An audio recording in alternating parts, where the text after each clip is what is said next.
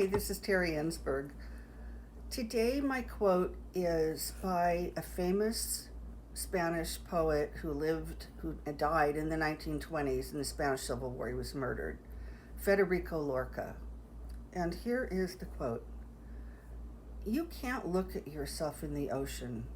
Your looks fall apart like tendrils of night on earth." That's from The Great Sadness. I'm questioning my own judgment these days. I before would have said, before the pandemic, before the political crisis we are in, I would have said, I've lived into my 60s, I've made a lot of decisions, I've lived a lot of consequences for better and worse, and I have a sense of what arc a set of circumstances will take. If you give me a set of circumstances, I can kind of tell you where it's going to go. And I have trusted that in myself for a long time now. But now I don't. For the first time in many years, I really have no idea about a lot of things. I don't have the sense of confidence in my own ability to evaluate. And here are a couple of examples. I am concerned that there will be violence between the election and the inauguration, regardless of who wins or what the situation is. I'm not sure how realistic that fear is. And do I really think that hordes of people are going to come rampaging through the suburbs? Not really, but I could imagine a situation where there's some unrest in a nearby place and some of it spills out into the suburbs. That doesn't really boggle my mind. But what are the odds really that I'm going to be affected by that, or that anybody, that who will be affected by that if it happens? So that's one thing that I really just have trouble getting my mind around.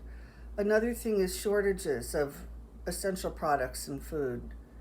I think because it's already happening, there will be shortages of certain things at certain times, but not in general. But I'm not sure I'm right. I really have no idea. There's no historical precedent for these exact circumstances, and certainly not in my living memory. So I make my best guess, but I don't have that solid feeling like, yeah, I know how this goes. I don't know how this goes. Another area of not being able to trust my own judgment that I'm experiencing right now are pandemic decisions. And if I were to tell you right now some decision I've made about how I operate in the pandemic, where I go, what I do, I have no doubt that if you're watching this, some of you would be like, oh my God, that's a terrible idea. Why would you take that risk? Some of you would be like, well, of course you're going to do that. You have to live your life. And some of you would be somewhere in the middle. So, what do I do with this? And why did I choose that quote?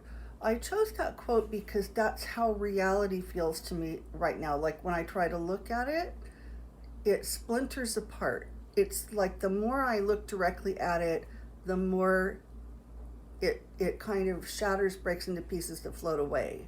I can't get a hold of it. So my solution to this dilemma, to the extent that there is a solution, is to listen to other people. And one of my life goals that I'm sure I will work on my whole life is to listen carefully to other people. And that's hard. That's really hard to do. To just be quiet and let people say their whole piece. Even when you think you know what they're going to say, even when you've heard it before, just listen.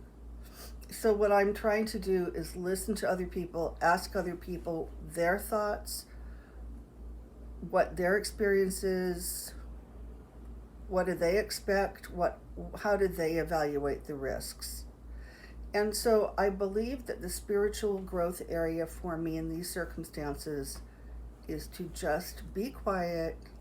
This is not me right now, is not a good example of that, but take in from other people who have other experiences than I do, other educations than I do, have thought about things in a different way than I have, and think about what they say, really think about it. And if you're one of my grandchildren, if you only take away one thing from this video, take away the lesson that listening is really a superpower. It's worth developing, and it's not easy, but do it. Thanks for listening to me. Bye.